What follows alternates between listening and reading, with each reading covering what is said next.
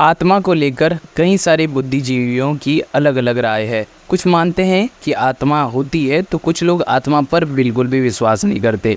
वो कहते हैं जब इस बात को साइंस स्वीकार नहीं करता, जब इस बात को कोई फैक्ट और लॉजिक प्रमाणित नहीं करता तो हम भला क्यों माने। लेकिन दूसरी तरफ हम आए दिन देश के बड़े बड़े मीडिया चैनल में इस तरह की खबरें सुनते रहते हैं कि एक व्यक्ति की आत्मा किसी दूसरे में चली गई, या फलाने राहुल नाम का व्यक्ति, उसकी आत्मा मरने के बाद अब किसी नए व्यक्ति में आ चुकी है। और धर्म भी इस बात को कहीं ना कहीं, जिसको हम आज का धर्म बोलते हैं, प्रचलित जो धर्म है, आत्मा को स्वीकार करता है। अब ऐसे में प्रश्न आता है, क्या वास्तव में आत्मा होती है? Does really soul exist? और ये सिर्फ मन का एक भ्रम है। आज हम इस वीडियो में जानेंगे शरीर में अगर आत्मा होती है तो कहाँ पर मौजूद है, कैसे जान सकते हैं कि कोई बात हमारे मन ने कही है या फिर आत्मा ने कही है, आत्मा का एहसास कैसा होता है, और अगर आत्मा और मन अलग अलग हैं तो इनका हमारे ब्रेन से यानी कि हमारी बुद्धि से क्या रिलेशन है, पूरी बात को समझेंगे। आइए वीडियो शुरू करते हैं। सबसे पहला प्रश्न है, आत्मा शरीर में कहाँ पर स्थित होती है? आत्मा शरीर में कहीं पर भी मौजूद नहीं होती, इसका ये सीधा सा जवाब है। और शास्त्रों के आधार पर हम ये बात आपसे कह रहे हैं। आपको बता दें, आत्मा शब्द पहली बार उपनिषदों से आया था, और उपनिषदों का जो आधारभूत स्तंभ है उसको भगवद गीता कहा जाता है। और उपनिषदों में जो ज्ञान निहित है वो भगवद गीता में मौजूद है। इसलिए भगवद गीता में आत्मा के बारे में बहुत कुछ हमें पढ़ने को मिलता है। आत्मा के बारे में भगवद गीता में क्या लिखा है अगर आप समझ गए तो फिर आप जान जाएंगे कि आत्मा शरीर में कहीं पर भी मौजूद नहीं होता।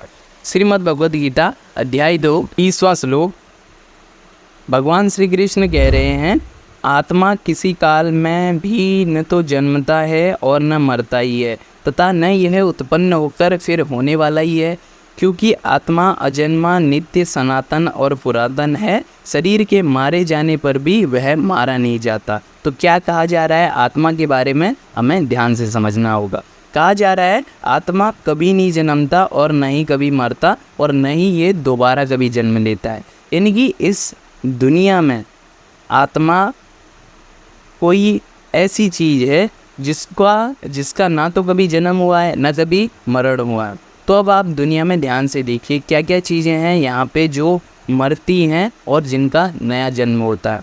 पेड़ पौधे, घर इत्यादि, आप किसी भी वस्तु को ले लीजिए, यहाँ तक कि मनुष्य मरता है और एक नया व्यक्ति जन्म लेता है। तो इस संसार में तो जो कुछ है वो मरण धर्मा है, वो मरणशील है। इसलिए जो आत्मा है वो संसार से परे है। आत्मा के कुछ लक्षण ऐसे हैं कि कहा जाता है वो सनातन है। दुनिया में सब कुछ समय के साथ परिवर्तित होता रहता है, लेकिन आत्मा है जो सनातन है। सनातन माने जो सर्वदा है, सदा है और रहेगा। तो इस लिहाज से देखा जाए तो क्या चीज़ है जो सदा थी, है और रहेगी? हमें उत्तर मिलता है मात्र सत्य है जो सदा था, है और रहेगा। इसीलिए आत्मा को सत्य भी कहा जाता है। अब जब आत्मा ही सत्य है, ब्रह्म है, परमात्मा है, और उसी के ये अलग अलग नाम हैं, तो अब आप खुद सोच लीजिए क्या हमारे भीतर सत्य मौजूद कहाँ पर होगा? क्योंकि आत्मा का अर्थ है सत्य, इसलिए आत्मा ठोस, तरल, गैस किसी भी अवस्था में शरीर में मौजूद नहीं होती है। इसलिए आत्मा शरीर के अंदर नहीं होती है। कोई ऐसा तत्व हमारे शरीर में आत्मा के रूप में मौजूद नहीं होता। अब आत्मा के बारे में यहाँ चर्चा हो ही रही है, तो बहुत सारे लोगों को आपने अक्सर कहते सुना होगा कि कोई बात जब वो कहते हैं तो कहते हैं ये बात मेरी आत्मा ने कही है, इसलिए मैं इस बात को मानूंगा। तो अब प्रश्न आता है कि कोई बात मन ने कही है या फिर आत्मा ने कही है, ये कैसे पता चले? देखिए, ये पता करने का बहुत आसान तरीका है। आत्मा माने सत्य। अगर आप मन और आत्मा दोनों को समझ जाएंगे तो आपके लिए आसान हो जाएगा कि कौन सी बात मन ने कही है और कौन सी बात आपके हृदय के केंद्र से निकली है, यानी कि कौन सी बात आत्मा ने कही है। आप इन दोनों में आसानी से डिफरेंस जान लेंगे। जो कुछ भी संसार में हम देखते हैं, पढ़ते हैं, सुनते हैं और यानी कि हमारी जो इंद्रियां हैं उनके जरिए जो भी चीज़ें हमारे अंदर बैठ जाती हैं वो सारी मन में स्टोर होती हैं। उदाहरण के लिए मैं कहूँ आपसे 2 साल पहले का अनुभव आपका कैसा था, 2 साल पहले की आपकी ज़िंदगी कैसी थी, तो आपका मन जिस तरीके के आपको अनुभव हुए होंगे उसी आधार पे बता देगा कि आपकी ज़िंदगी कैसी थी। यही नहीं, आपको क्या चीज़ अच्छा लगता है, क्या बुरा लगता है, ये चीज़ सब कौन बताता है? आपका मन। दूसरी तरफ आत्मा माने सत्य, यानी कि जो सच्चाई है उसी को आत्मा कहा गया है। तो अब इन दोनों में अंतर ये है कि मन जो चीज़ है वो ज़रूरी नहीं है कि हमेशा सच बोले। देखिए, मन से जो बात निकलती है ज़रूरी नहीं उसमें सत्यता हो। मन को तो सुख चाहिए, और अगर इसको किसी चीज़ में मौज मिलती है और वो चीज़ भले ही कितनी भी गलत क्यों ना हो, मन तो उस चीज़ को करने के लिए, उस चीज़ को भोगने के लिए कहता ही है। तो आत्मा और मन में ये सीधा सा अंतर ये है कि आत्मा माने सच्चाई, और मन क्या है? मन अधूरा है, अपूर्ण है, ये बेचैन होता है और ये हमेशा सुख खोजने की तलाश में रहता है। इसको मज़े मारने के लिए ये झूठ तक बोलने के लिए तैयार हो जाता है। इसलिए जब कोई कहे मेरे मन ने कही है या फिर आत्मा ने कही है, तो ये देख लीजिए, अगर वो व्यक्ति सोच समझकर, बोध से, अपनी समझदारी से कोई बात कह रहा है तो समझ लीजिए वो बात आत्मा के केंद्र से निकली है।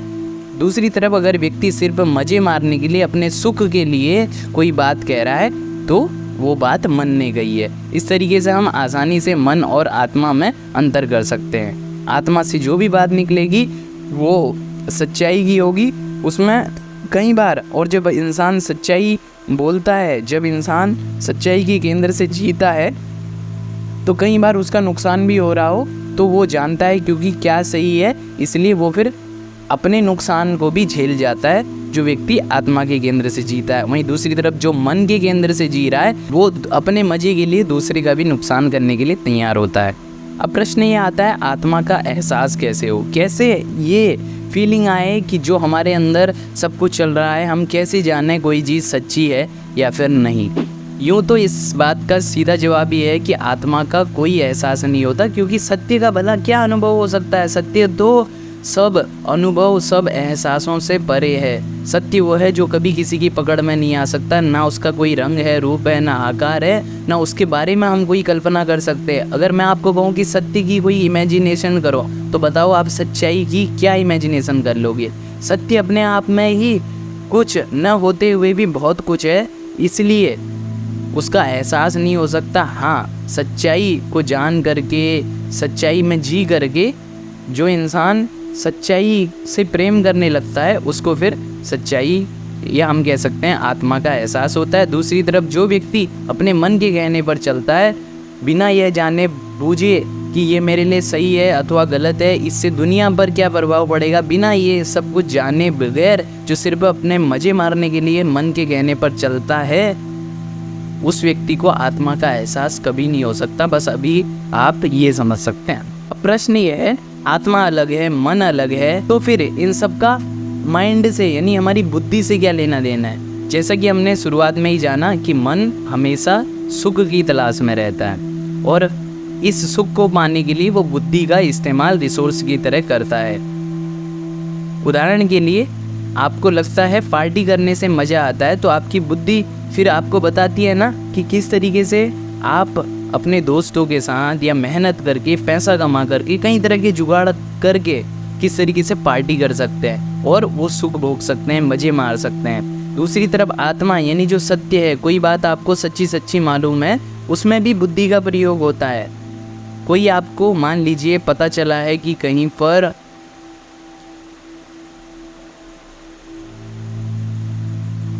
किसी के साथ बहुत बुरा हो रहा है, शोषण हो रहा है महिलाओं के साथ, और आप उन महिलाओं की मदद करना चाहते हैं। या फिर दूसरी तरफ मान लीजिए गंगा नदी जो कि वास्तव में गंदी हुई पड़ी है, आपको पता है, आपकी आत्मा और दुनिया के सारे साइंटिस्ट और तमाम लोग ये जानते हैं भली भांति कि गंगा नदी इस समय गंदी है, तो ऐसे में अब उसको साफ़ करने के लिए भी तो बुद्धि लगानी पड़ेगी।